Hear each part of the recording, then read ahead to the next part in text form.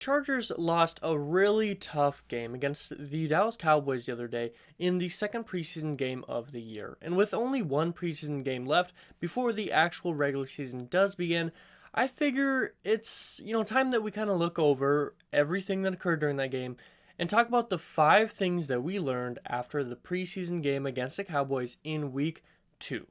So, if this is your first time on the channel and you do enjoy this content, please like and subscribe. It really means the world to me. I'm trying to reach 1,000 subscribers before the end of the year, and I cannot do that without your guys' help. But let's not waste any more of your time. Let's get right into this. First things first, like I kind of said last week, we're going to have a weekly post-game kind of thing, whether it's the next day or whatever, talking about either the 5 things we learned, 5 things that can be improved, all that stuff, based on the game that just occurred for the Chargers. So for this week, like I mentioned, it's the 5 things that we learned after Chargers preseason week 2. First things first, let's talk the most obvious of them all, and that's special teams. Now, special teams may still need some help after this last game, and although it's kind of been a long-term issue, not having consistent kickers, not having consistent punters, no big return game, it looked like it definitely improved a lot, bringing guys like J.K. Scott, DeAndre Carter, finally finding like a solid kicker in Dustin Hopkins, but it kind of all fell apart. With Sunday's game, or Saturday's game against the Dallas Cowboys, not only was there a 98-yard kick return for the Dallas Cowboys, but there was also a 86-yard punt return, all from one guy. And that is not good at all, because although that does, tip of the cat to himself returning those. I believe the name was Turpin or something. I hope I said that right, and I hope that was the right name.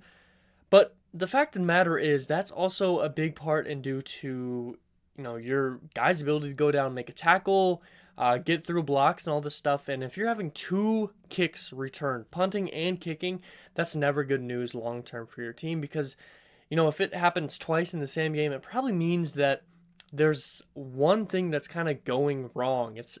Sometimes it randomly happens here and there, but if it happens twice, it's probably a larger thing going on. Not only that, but the return game for the Chargers themselves was, kind of a struggle. There was a random turf monster scenario in which the Chargers tripped at the 17-yard line without anyone even being there to tackle them.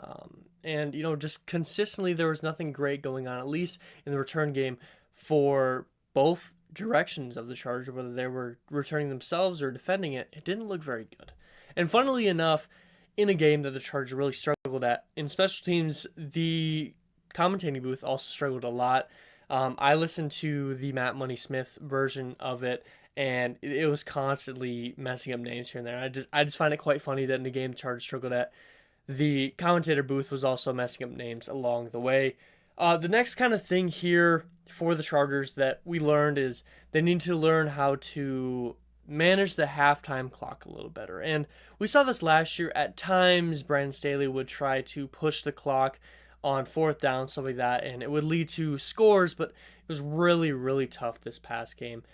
Not only was this punt return touchdown in the last couple minutes of the first half, but there was also a strip sack on Easton Stick. There was a rushing touchdown for the Cowboys. They scored 14 points in the last 70 seconds of the first half. That's a minute and 10 seconds. They scored 14 points. All that, and the Cowboys still got the ball back after halftime. That's just terrible, terrible thing to do. With the game being close and the Chargers still being in the game, to allow 14 points in 70 seconds and they get the ball at the beginning of halftime is just really, really bad to see. And hopefully when, your actual starters out there, and as we all know, preseason isn't the real season. There's a reason you're trying out players. Hopefully we don't see anything like that occur again. Now, on the plus side of things, the Chargers were very consistent on late downs on both sides of the ball.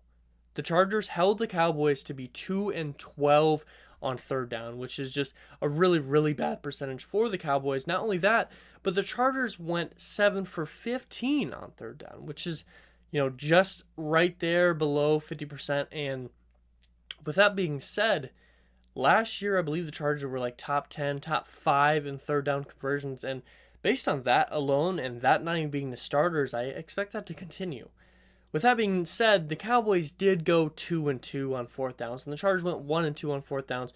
So you would like to see an improvement on that. But the fact of the matter is, even if you shift those fourth downs over, that means that the Cowboys went 3 for 12, and the Chargers went 8 for 15. Actually, I guess you'd add on, so 8 for 16. So really, really good on late downs for the Chargers on both sides of the ball. You hope to see that continue because that could mean great things for the Chargers. Now, the next thing here is, again, a plus, and a thing that we kind of touched on last week, and that's the wide receiver room. The wide receiver room is truly the real deal. As mentioned last week, wide receiver 1 and 2 are kind of already set with Mike Williams and Keenan Allen, but the rest of the room has been very questionable entering the preseason.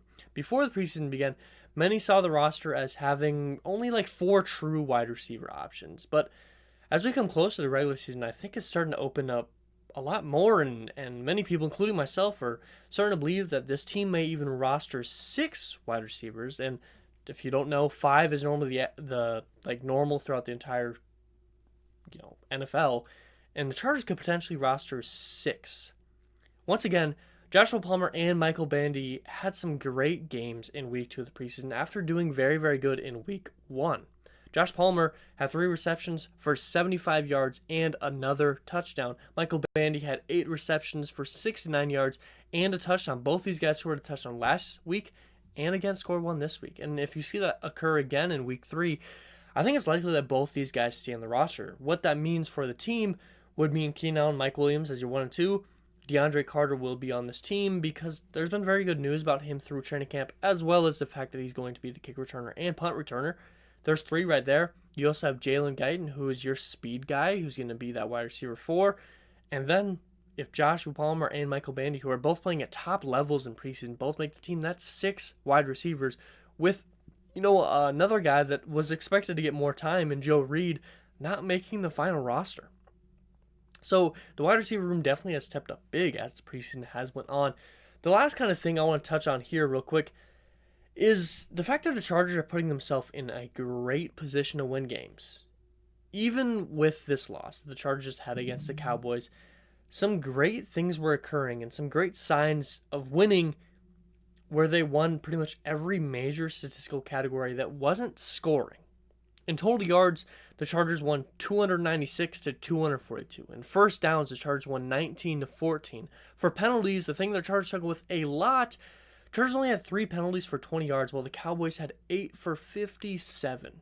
Time of possession, Chargers also won that with 31 minutes and 43 seconds versus 28 minutes and 17 seconds for the Cowboys. Those are 4 major statistical categories that when one individually can put you in a great position to win, but when one as a whole, if this starting team can do that in the regular season, I expect very, very good things to occur.